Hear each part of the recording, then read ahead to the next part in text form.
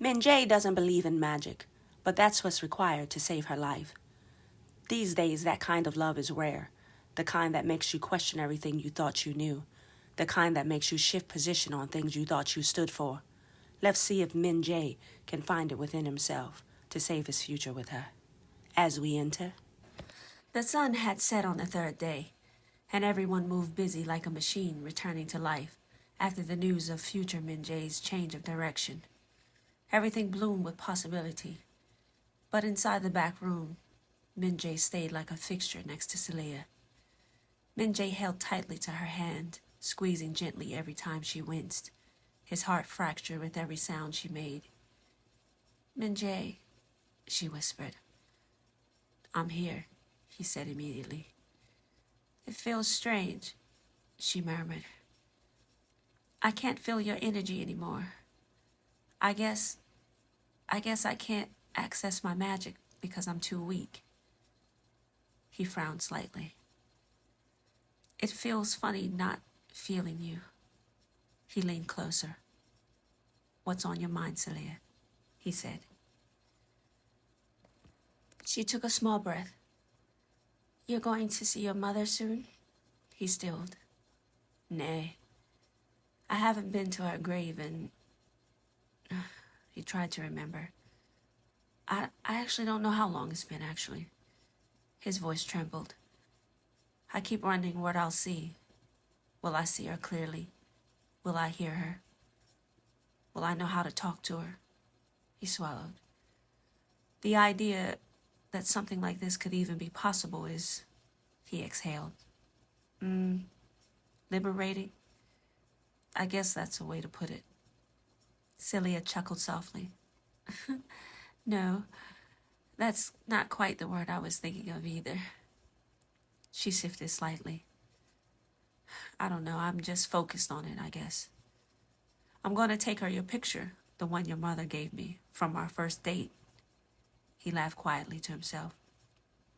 It's funny how something like that could have so much, sentiment, I guess. "Minjae, I'm sorry I brought you into this," she said. She squeezed his hand. "You didn't," he said. "I liked you the first moment when I first heard you pronounce Dr. Ko wrong." He laughed to himself. "You really need to practice. Especially if you're going to live here," he added. Then he stopped himself. She squeezed his hand again. "Minjae," she said softly. "It's not like that. I do love you." He froze. "What did you say?" She hesitated. "I said, I do love you too." She met his eyes. "Because from the first moment I met you, you handled me with such care. You never let me feel alone, not even for one moment. Not when I first came to Korea. And the second time as well." She smiled weakly. "Thank you for that." But before he could respond, the door creaked open. "Come on out," Minjae said, without looking away from her. Hanrei and Rosalie stepped inside, both smiling from ear to ear. "I take it you heard that," Minjae said. Every single word, Hanrei and Rosalie said together. "Oh," Rosalie added. Hanrei clapped her hands once. All warmth gone, focus snapping back into place. "Now," she said, "let's get to work." They moved quickly but carefully. Coats were pulled down from the hooks, sweaters were folded and unfolded again, as hands checked pockets, satchels, candles. Hanrei handed out paper instructions, making sure to cover every detail. Nothing was rushed, but nothing was wasted. Seleah sat on the edge of the bed, pale and unsteady. Minjae knelt in front of her and helped her guide her arms into her sweater, pausing when he saw that her breath was growing shallow. He waited until she nodded before continuing. When she stood, he kept one hand at her back until she was able to find her balance again. Hanrei watched them and then she spoke. "Listen carefully," she said. "Once you leave this place, you do not change direction, and you do not hesitate, and do not improvise. She looked at each of them in turn. Rosalie, you to the north. You will stop only at the marked point. If the wind shifts, wait. Do not cut until exactly 3. Rosalie nodded, clutching her coat tighter. Minjae, you to the east, Hanrei continued. You already know what you're listening for. Keep your mind clear. If you feel doubt, you pause until it settles. Precision matters more than speed. Minjae nodded once. Seleah, Hanrei said more gently, you go west. You stay with my assistant the entire time. If your strength drops, you stop. We are starting early enough. The herb will guide you there. Seleah swallowed and nodded. Hanrei opened the door. The hallway was quiet, washed in as the early evening faded into night. The night faded into the wee hours of the early morning. They stepped out together. Minjae stopped first. He turned to Seleah and pulled her into a careful embrace, mindful of her weakness. He rested his forehead briefly against hers, then squeezed her hand firmly, grounding, intentional. I'll see you soon, he said. She nodded. I know. Rosalie stepped forward and kissed Seleah's forehead, lingering for a moment before pulling back. Hanrei watched them silent. Then they separated. Minjae turned to the east without looking back. Seleah went west, support at her side. Rosalie headed north, her steps steady despite the weight she carried. Hanrei remained for a moment longer, watching until each of them was gone. Then she turned south. 4 paths, 4 directions, 1 moment already in motion. The time was 1 a.m. Minjae sat behind his wheel, the road empty ahead of him. The night was still and untouched, not hot, not cold. Autumn held his breath in that narrow space before dawn, when the world feels paused but not alert. Leaves lay scattered across the street, browns and muted golds barely visible under the wash of his headlights. The air didn't move. There was no wind to argue with his thoughts. He parked a short distance from the cemetery and cut the engine. The gates were locked. Minjae didn't hesitate. He slipped through where the fence gave way, just enough for someone who knew the grounds well. The beam of his flashlight cut a narrow path ahead of him, stone markers appearing and disappearing as he moved. The stillness deepened as he walked. He hadn't been here in years, not because he didn't want to come, but because missing his mother was something that he had learned to suppress just to function. Knowing that she might have been here waiting made the ache sharper. He reached for a grave and knelt. The candle was lit carefully, shielding from nothing but habit. He placed the herbs around the stone, the green threading softly cut through the grass and a dim light. It was quietly beautiful. Minjae sat back on his heels. The night remained calm, and he waited. He watched the flame flicker against the carved letters. Minjae closed his eyes and tried to imagine her. He waited, but there was nothing. His chest tightened. Was it the urgency? The panic beating against his ribs? He tried to slow his breath, to steady himself. He centered himself. Then, speaking softly in Korean, 엄마, 나 왔어. Ma, I'm here. His voice trembled. 이렇게 필요할 때만 오면 안 되는 거 알아. I know I shouldn't only come when I need something. He stopped, swallowing. 보고 싶을 때 왔어야 했는데 그랬으면 아무것도 못했을 거야. I should have come when I missed you. But if I had, I don't think I could have worked or slept at all, he said. Tears welled despite his effort to stay composed. He straightened his back, forcing himself to breathe. He continued. 엄마, 이걸 정말 원했어? Ma, did you really want this from me? He said. He looked up, searching the air quietly. 그 사람이 그녀일 줄 알았어? Did you know it would be her? He said. His voice dropped. 외국인이고 시간 여행이고 A 주문까지. foreigner, time travel, spells, he said. He let out a small, breathless laugh. 중요해야 하는데 이제 중요하지 않아. It should matter, and somehow it doesn't, he said. He pressed his palm to the earth, grounding himself. Then he continued. 어려운 게 너무 많아도 난 이걸 원해. Even with everything that makes this hard, I want this, he said. A pause. 엄마도 그랬으면 좋겠어. I hope you want this for me too. His voice softened. 사랑해. 항상 사랑했고 앞으로도 그럴 I 거야. love you, he said. Then quieter still. I always have. I always will, he said. He bowed his head. He waited. Minutes passed, long enough that it felt like hours. The flames steady. The leaves whispered faintly. The air remained calm, but nothing still. Minjae opened his eyes slowly. He didn't rage. He didn't beg again. He simply sat there, letting the disappointment settle. Then, with a quiet resolve, he reached for his flashlight. Even without a sign, he would continue. Minjae finally rose to his feet. He rested his hand against the stone for a moment longer, letting the quiet settle into him. Then he turned and started for the herb, because wanting to need this had already been decided. Rosalie drove north with both hands firm on the steering wheel. The road quiet and nearly empty. Her thoughts raced faster than the car ever could, her heart thumping hard while breaking all at once. This was the moment that Thomas should have been here. The ache surfaced without warning.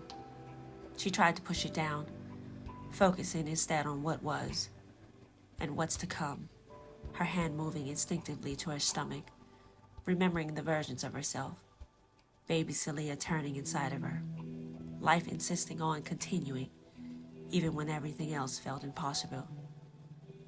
That memory studied her. Her daughter would grow. She would become strong. She would become herself. Rosalie let that truth anchor her as the road narrowed and the land opened into stillness.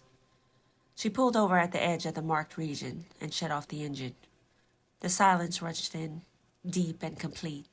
No wind, no movement, just the earth waiting.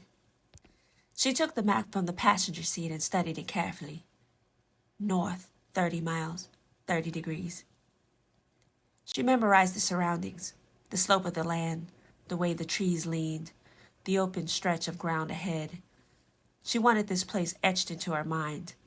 There would be no second guessing later. Rosalie stepped out of the car and walked the remaining distance on foot. When she reached the spot, she knelt and set the candle down, unlit for now. She placed the herbs beside her, arranging them carefully, deliberately. Then she sat back on her heels and waited. She didn't call out. She didn't pray. She simply breathed, holding space for what was coming. The North was ready. In the west, Seleah studied herself as Minjae drove. The road unfurled quietly beneath the headlights. The world narrowed to motion and breath. Music played low in the car. She tried to disappear into it, but the pain, however, refused to be ignored. It ached constantly now, deep, sharp, relentless. It took everything she had to muffle the screams rising in her head. For a moment, regret surfaced. All this pain just to... She cut the thought off. Focus, she told herself. Focus. She focused on her mother, on Minjae.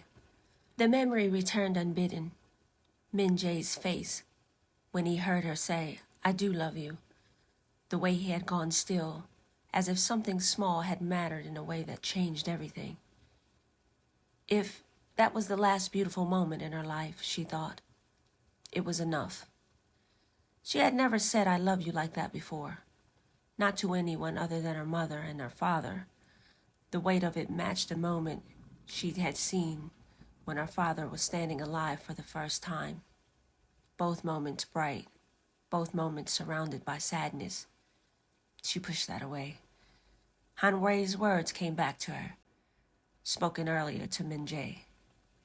We would have great happiness if we let each other in. Would we? Seleah wondered. Was that why she had been so afraid?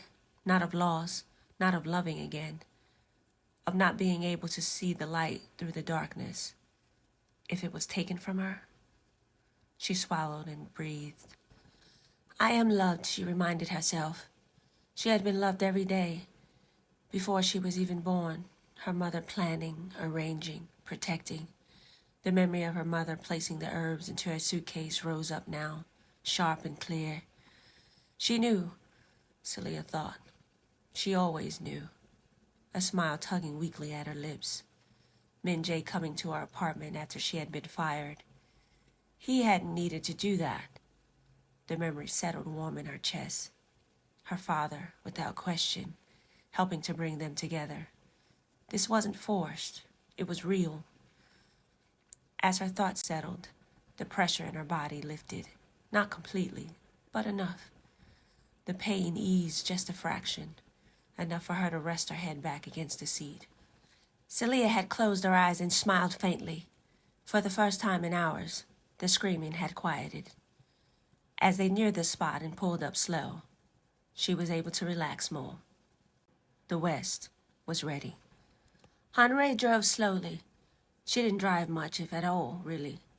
The car had been hers for many, many years, yet she rarely bothered with it.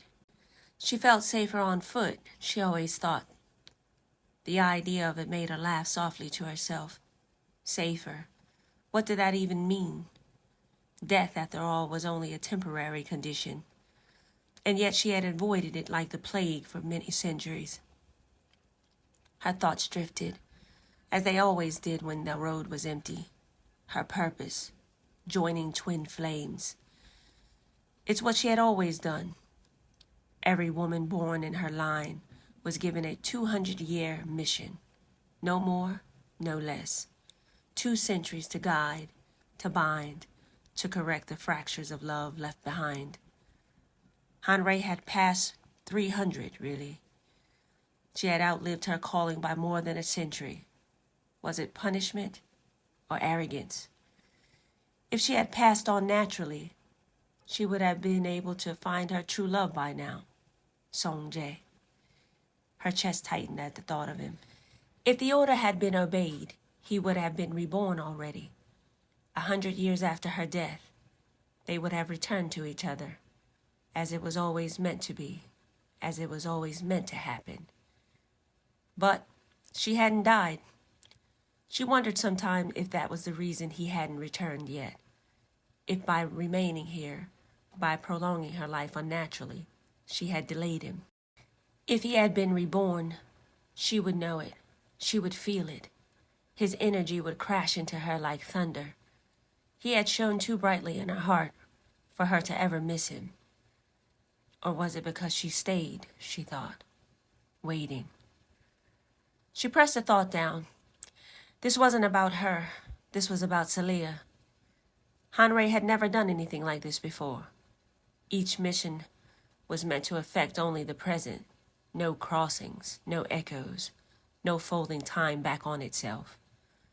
But she had watched love thin in the world, fade, fracture, become something people were afraid to touch.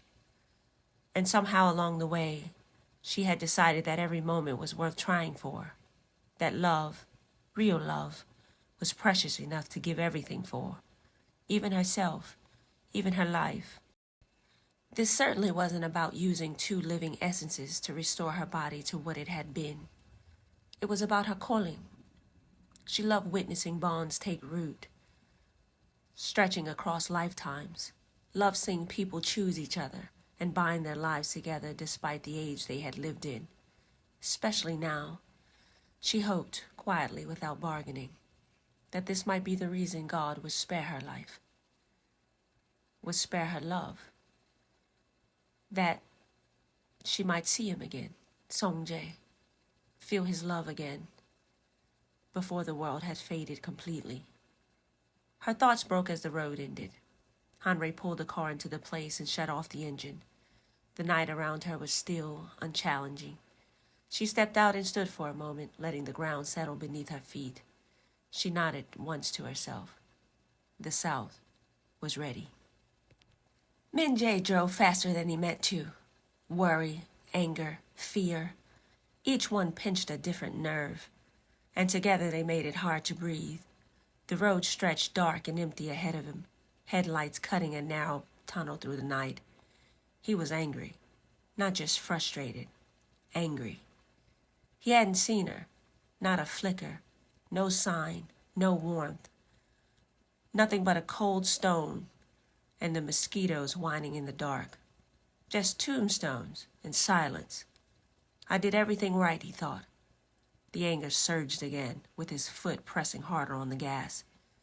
He tried to calm himself, tried to breathe it down, but the more he thought, the tighter his chest became. Then, something appeared in the road, dead center. "What the?" he muttered, instinct taking over as he swerved. Too late. The car lurched. A sharp crack echoed through the cabin, followed by an unmistakable thud, thud, thud. The tire blew. Minjae slammed on the brakes and pulled over to the shoulder, the car stuttering to a stop. For a split second, all he could see was red. He got out of the car and kicked the side of it, the sound dull and useless against the metal. "Damn it," he said out loud, the word tearing out of him. He stood there for a moment, chest heavy. The night swallowed the sound. Then he turned sharply and ran for the trunk, yanking it open and digging for the spare, with his hand shaking. He didn't stop. He didn't look back. Whatever this was, bad luck, timing, or something else, he wasn't turning around. He was still going east. The east was almost ready. Meanwhile, in 2025, Hanrei and Rosalie worked without pause. Candles were checked, repositioned, checked again. Diagrams were adjusted by fractions, not inches. Herbs were laid out, then laid out again, in different order, then returned to the first. Nothing was rushed, but nothing was stopped. Minjae still hadn't confirmed if he would come. Nothing from him at all. Rosalie hovered near the doorway. Her hands fidgeted despite her best efforts. She glanced at the clock, then at Hanrei, then back at the door. Will he come?" she asked, unable to stop herself. Do we really need him?" After a beat, Hanrei didn't look up from her work. "Yes," she said calmly. "We need him to be present." But you said he doesn't have to actually do anything," Rosalie pressed. "That's correct in a way," Hanrei replied. Participation doesn't always require action per se." Rosalie glanced up confused. Then she traced the symbols again, slower this time. The chant had stopped making sense, not in sound, but in meaning. One word kept repeating subtly, easy to miss, but now that she had seen it, she couldn't unsee it. She looked up from the page. Hanrei," she said carefully. This word here." Hanrei didn't turn. Rosalie swallowed. "It means sacrifice, doesn't it?" Hanrei's hand paused mid-motion. She hesitated, then she answered. Yes." Rosalie's chest tightened. "What sacrifice?" Hanrei set the herbs down and finally faced her.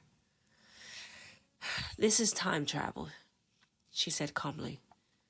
"The only way that it could ever truly work is with sacrifice." Rosalie stared at her. "The moment Seleah crossed over," Hanrei continued, "there was always going to be loss. Time doesn't allow correction without payment," she said. Rosalie's voice wavered. Hanrei stopped her. She continued. "But there's also a gain." "Is there?" Rosalie interrupted. "No, not always," Hanrei said frankly. "But in this case, yes, there is." Rosalie looked back at the page, then slowly up at her again. "So, I will have Seleah." Hanrei nodded. "Yes, but not by birth." Rosalie looked at her sharply. "It was the only way to keep her alive," she nodded again. "That's what you stressed is most important, right?" Rosalie's throat tightened. "And Minjae has to..." She stopped. Her eyes dropped to the floor. That's a big sacrifice." Hanrei exhaled softly, not in disagreement, in understanding. Not really, she said. He's been already living it. Rosalie looked up. He's lonely. He's debilitatingly lonely. He tries to throw himself into his work, which after all this long time is just stale and unsatisfying to him, Hanrei continued. That's why he clung to Seleah in the first place. Not because she needed him, because he did. Rosalie met her eyes. The hardest part isn't the sacrifice, Hanrei said. It's getting him to believe that he will still have the life he always wanted after it. Rosalie's lips trembled. And if he believes that, will he truly have it? He'll truly have it, right? We both will be happy with the outcome of the sacrifice, right? Hanrei nodded once. Yes, this is not a trick. I gain nothing from misleading you. You must silence your doubts. And yes, he will make the sacrifice easily. All he has to do is walk into the veil when it opens, and he will join with his past energy, and Seleah will carry the memories and his essence with her when she arrives. Silence settled between them. Rosalie looked back down at the page, her fingers tightening around the paper. She lifted a locket from the table and held it up between them. So this absorbs the energy? Rosalie asked. Yes, good energy, love energy, especially love that has already been chosen. Rosalie watched the locket carefully. Once we have all of the essences contained in here, yours, mine, his, and what Seleah has already given, we will place it at the threshold. She set the locket down precisely where the chalk lines converged. The force will pull it in with her as the door opens, Hanrei went on. And when we close the door, it will be forced back with her. Rosalie frowned. But how will she hold it? She won't, Hanrei answered. Rosalie looked up sharply. Minjae's mother will, Hanrei said. She finally met Rosalie's eyes. Minjae's mother is serving two purposes. Hanrei raised one finger. First, she slows Seleah down. Without her, Seleah will hit the wall of time's force, head on. Rosalie inhaled sharply. She wouldn't survive that, Hanrei added, matter-of-factly. She raised a second finger. And secondly, she rides Seleah energy long enough to retrieve the locket. Rosalie slapped back slowly. Oh, that sounds like a lot. Hanrei waved the thought away gently. The spirit world operates differently than ours, she said. What sounds overwhelming here is often very simple there. She turned back to the table. Once Minjae sacrifices himself to connect with his past, the events of time will adjust and match to what has already happened. In order for it to be balanced, there cannot be two Minjaes or two Seleahs. Now, granted, it's not the end-all, be-all if he doesn't show up, but for there not to be any complications later, and for time and spirit to accept such drastic changes, a voluntary sacrifice confirms alignment and allows for a peaceful and blessed transition. Rosalie hesitated. That sounds practical. She swallowed hard. I guess. It is, Hanrei agreed. But it's not the end-all. She will live. We are just assuring that she lives a long and happy existence. Rosalie sighed and began twisting her hands again. Hanrei glanced up sharply. Stop fidgeting, she said, not unkindly, and practice the chant. Rosalie groaned softly. My Korean is fine. Hanrei tilted her head. Your shik sound is not. Rosalie let out a breathy laugh, rolling her eyes. Of course. It's always something. It's the vows, really, she muttered. She straightened her back and took a breath and began practicing again, slowly, carefully, her voice steady with each repetition. Hanrei returned to her work. The door remained closed, but not for much longer. The hour was closing in. Meanwhile, in 1995, Minjae checked his watch again. Then again, each glance making the seconds feel louder. He was in full bluster now, hands shaking as he fought with the jack beneath the car. Eke marete, he snapped under his breath. Who in the world thought this was a good idea? The little jack creaked uselessly as he cranked it. When it finally lifted, it wasn't high enough. When he adjusted it, the car slipped, metal scraping, forcing him to start over. The faster he tried to move, the slower everything went. Tears burned hot and sudden, spilling down his face as he worked frantically. Pointless circles. He was moving, but nothing was getting done. Time kept ticking away. Chebal, JCS, he yelled to the empty night sky. Please help me. His legs gave out. He slid down the side of the car, a wave of emotion crashing through him. The tears came harder now, unstoppable, streaking his cheeks as he pressed his forehead to his knees. Then, movement. Minjae looked up. A small fox stood in the middle of the road watching him. It approached slowly, unafraid. Minjae rose to his feet without thinking. He didn't move. Chincha, undopchi, he muttered. Just my luck. Seriously? The fox stopped. They stared at each other, stillness stretching between them. And then, headlights appeared in the distance. Minjae turned, lifting both arms, waving wildly. Yogyo! Yogyo! Here, please! The car slowed and pulled over. Minjae ran forward, breathless. In Korean, words tumbling out of his mouth. 도와주세요, 선생님. 지금 빨리 가야 할 때가 있어요. 늦으면 안 돼요. Please, sir. I have to get somewhere. I can't be late. The man nodded once, already unlocking the door, motioning for him to get in. Minjae grabbed what he needed off of the seat, checked the road once more, then shut the door and climbed into the car. The engine pulled away, and the fox was gone. Minjae leaned in the back of the seat, chest heaving, wiping his face with the back of his hand. He checked his watch.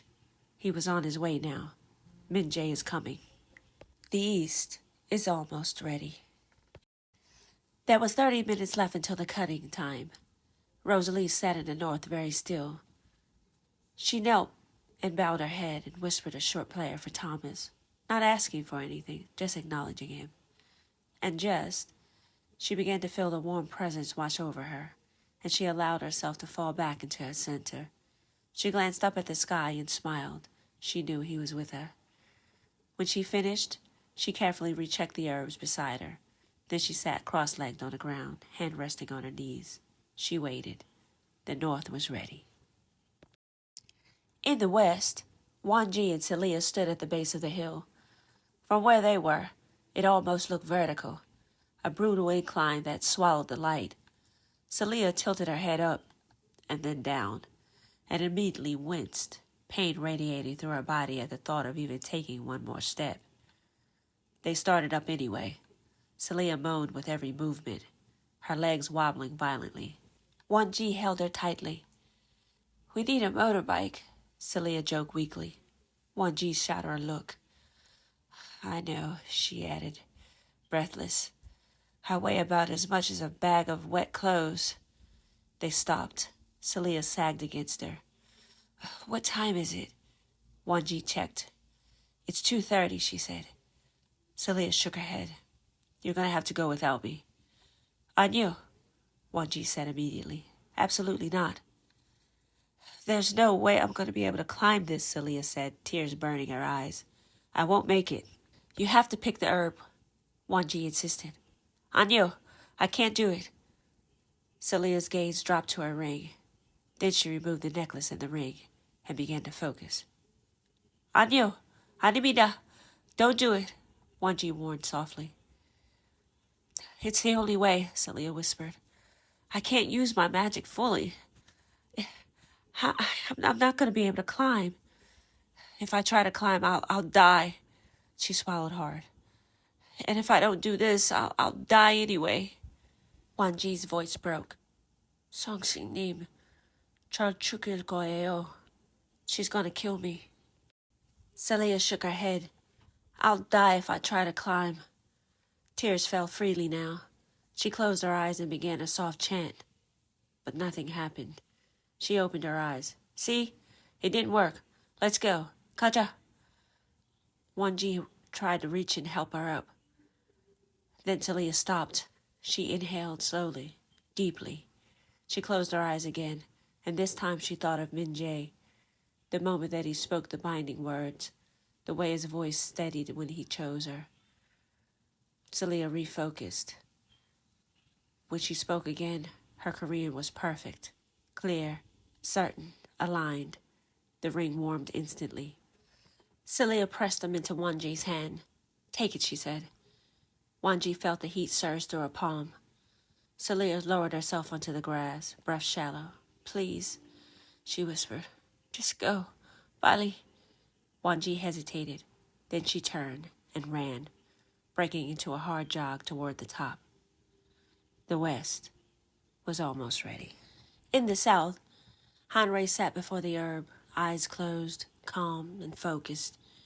She could feel it, the scattered energies all over the place, rippling widely across time, even from the other side.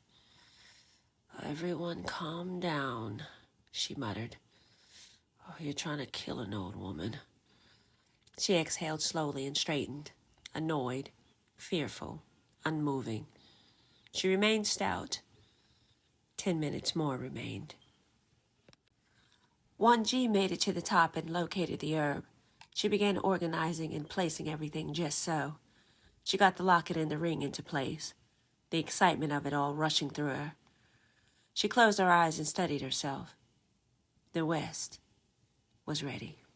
In 2025, Rosalie stood staring at the door. She didn't blink. Then, a knock. Minjae.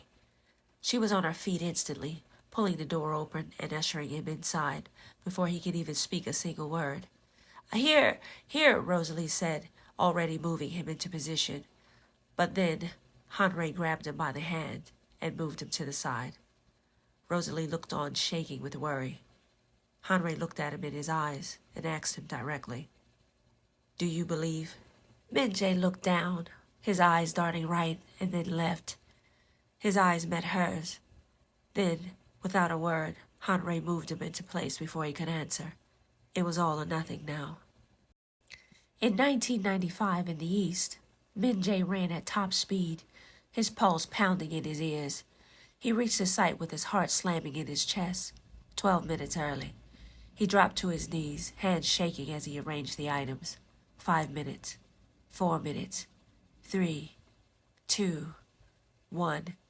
He breathed, and then he began the chant. The clock struck 3. He cut, and then he saw her, plain as you or me. His heart stopped. She stepped toward him, placed her hand gently on his shoulder, and said nothing. She only looked at him. Then she smiled and faded. Minjae collapsed. He dropped to his knees, tears streaming down his face as his forehead hit the ground. His body shook with sobs he couldn't stop. He had seen her. Confirmation. More than he could bear. When they all returned home together, the silence said everything. Seleah was barely holding herself upright. Her steps were slow, uneven, her face pale with exhaustion and pain. Rosalie's heart fractured at the sight of seeing her daughter like that. And Minjae instinctively reached for her, steadying her, even as his own hands trembled. It hurt to look at her, but it had to be done. Hanrei said nothing as she gathered the herbs, her movements deliberate and careful, as if speaking might disturb the fragile balance that was already in place. Rosalie and Minjae guided Seleah to the back room and helped her lie down. The candle was relit and placed at her side, its flame steady despite everything. No one spoke, but everything was ready. As the hour crept closer to midnight, the ceremonial field glowed softly under the night sky. Candles flickered in careful symmetry. Chalk lines held firm. The air itself felt expectant, thick, watchful. When Seleah entered the space, leaning heavily on Wanji, her heart swelled painfully. She took in every face, her mother, standing rigid with fear and love. Hanrei, calm but focused, holding centuries of weight in her stillness. Wonji, who had carried her, supported her, stayed with her when her strength failed. Tears slipped freely down Wonji's cheeks. Though she never stopped moving, never stopped helping, Seleah felt something settle in her chest.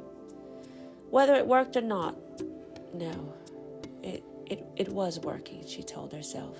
She was loved. Her eyes found Minjae. He looked nervous but calm, not frantic, anchored, like someone who had stepped into something fully that was irreversible. And then she saw her. Minjae's mother, standing close, quiet, very present. Warmth spread across Seleah, gentle and reassuring. For the first time, she allowed herself to think. This will work, she thought to herself. Wonji led her to the center of the circle and positioned her carefully in front of Minjae. Seleah's legs trembled, but they stayed upright. Minjae never once looked away from her. He had seen too much, felt too much. He knew with absolute certainty that whatever happened next would change him forever. He closed his eyes briefly and mouthed the words that he needed to survive this moment. Magic is belief. I believe. I truly believe, he said to himself. Hanrei stepped forward. The clock clicked to 11:55. No matter what happens, Hanrei said clearly, her voice steady. Do not break this circle. Hold the line. Wonji, Rosalie, and Hanrei moved into place together. The chant began. Minjae's heart hammered violently in his chest as he took Seleah's hand, gripping it like an anchor. He glanced up once. The moon hung high, clouds drifting slowly across its face.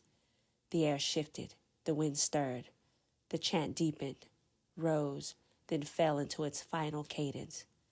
And just as Minjae leaned in, and he felt the warmth of his lips on hers, and just before he could fully get his hands fully gripped around her waist, and before he could feel the warmth of her lips on his, Seleah vanished.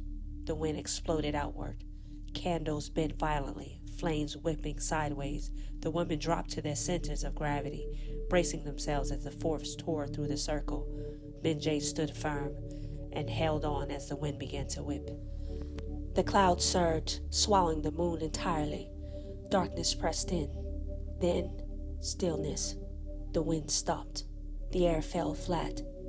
They all looked around. Then, nothing. Over in 2025, clouds rolled overhead, heavy and thunderous. Hanrei stood gripping Rosalie's hand so tight it hurt. Minjae stood beside them, unmoving, his body rigid with terror. Hanrei glanced at him briefly and thought, You believe now, don't you? Lightning split the sky. A tear in the air opened right before them, bright and violent. Seleah appeared, suspended for a moment, screaming, Mommy! Rosalie's voice broke as she shouted, Go back, sweetheart. I'm okay. Relax and let it take you back. Minjae couldn't move. A single tear escaped him. Then, without even thinking, he reached toward the sound. The light collapsed. Seleah was gone. The room was silent again. Seconds passed. Over in 1995, the moments that had passed felt longer than it really actually was. Rosalie's eyes filled, panic clawing up her throat. Hanrei squeezed her hand harder, grounding her. Do you feel her? Rosalie asked quietly. Hanrei shook her head, voice trembling. No, not yet. I don't yet. Minjae hadn't moved an inch. Slowly, the woman's hands fell to their sides, while one hand raised to their mouths in disbelief. They stepped back. Hanrei gathered the strength to move forward to place her palm against Minjae's back. She tried to speak, but no words came. Just as she forced the first syllable of his name, lightning struck again. The veil tore open with a violent crack, throwing them all to the ground. When they looked up, Seleah stood there, pale, shaking, but alive. Thomas stood on the other side of her, Minjae's mother on the other, both holding her arms, both smiling. Minjae shattered. He rushed forward, dropping to his knees as Seleah sagged into him, completely spent. He wrapped his arms around her, sobbing openly, kissing her cheek with a reverence that bordered on prayer. "It worked," he cried. "It worked." Around them, everyone broke. They all didn't know whether to laugh or cry. They all began hugging each other as they watched the couple embrace. Seleah had survived. She lived. Meanwhile, in 2025, the room had returned to itself so completely that it was unsettling. No echo of thunder, no residual hum, just the sound of the city as it always had been. Hanrei looked around the room to Rosalie, and then she took assessment. Rosalie's breath hitched. The question burst out of her before she could even stop it. Did it work? Hanrei didn't answer right away. She just closed her eyes, listening. Not outward, but inward. "It feels calm," she said slowly. "Normal. Normal, actually. Yes." "Tell me what you remember," she asked Rosalie. Rosalie frowned slightly. "What do you mean?" She thought for a moment. Then she spoke easily. "Well, I lost my husband. He died in Korea. He slipped on a mountain when he fell and died." Hanrei's expression sharpened. "And your child?" she asked gently. Rosalie's hand drifted to her stomach out of habit. "Oh, well, I lost my child in a pregnancy," she said. "A miscarriage, not long after." Her voice didn't break. The pain was old, settled. "I came to you afterward," Rosalie continued. "I needed help. Not for myself, for a girl I met. Her name was Seleah." Hanrei stayed very still. "She wasn't my daughter by birth," Rosalie said softly. "But she came to be my child anyway." She exhaled, almost smiling. "Yes, it's funny how life does that." Hanrei shook her head once, slowly. "But honestly, that's not quite how it happened," she said. "You told me years ago that he was missing." Silence fell between them. Rosalie searched her own memory, her brow furrowing. The certainty that she just spoke with began to thin, fracture. I did," she said softly. Did I?" They stared at each other, both realizing the same thing at the same time. Hanrei turned. Rosalie followed her gaze. Rosalie glanced around the room, suddenly aware of the quiet. "Minjae, wasn't he just here? Where did he go?" And they both stood still, in wonder and awe. Hanrei didn't answer. Rosalie turned and stopped. But Minjae wasn't there. No footsteps, no sound, no sense of departure, just absence. Rosalie's brow furrowed. "Wasn't he just..." She paused. The thought slipped away before it could fully form. Rosalie shook her head, unsettled but calm. I'm sorry," she said. I don't know. My memory is a little bit jumbled." Hanrei stepped closer and placed her hand steady on her arm. "It's all right," she said quietly. "But where is Seleah?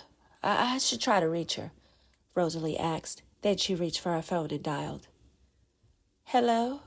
A voice. "Seleah? Are you okay? Where are you?" Rosalie said. A beat. "Yeah, Ma, of course I'm fine," Seleah sang. Another pause. Her eyes lifted to Hanrei, confusion flickering, then easing. "Of course. Of course you are," Rosalie echoed.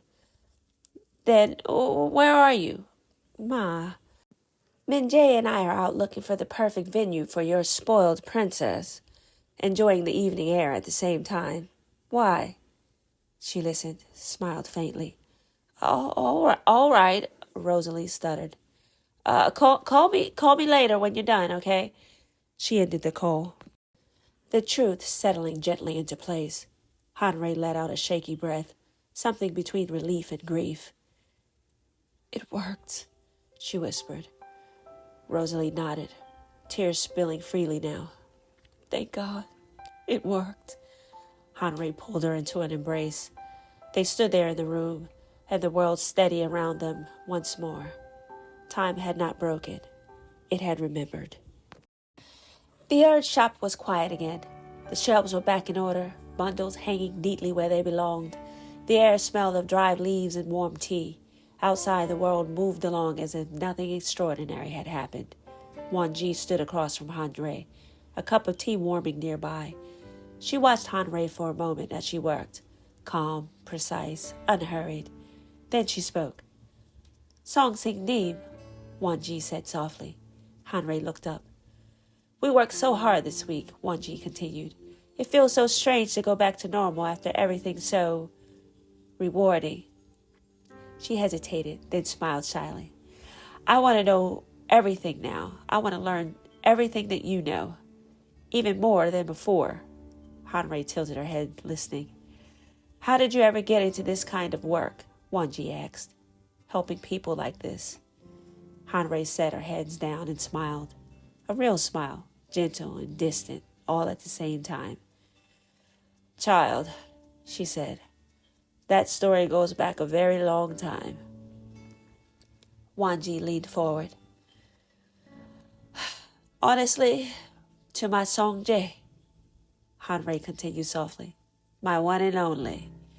Minjae's eyes widened. "Please," she said, "tell me everything." Hanrei's gaze drifted somewhere far beyond the shop, beyond the years. "Well," she replied, "it started like this." The story continues. Like and subscribe to see the story of how Hanrei began her mission of joining loves across time. Broken Line is next. See you there.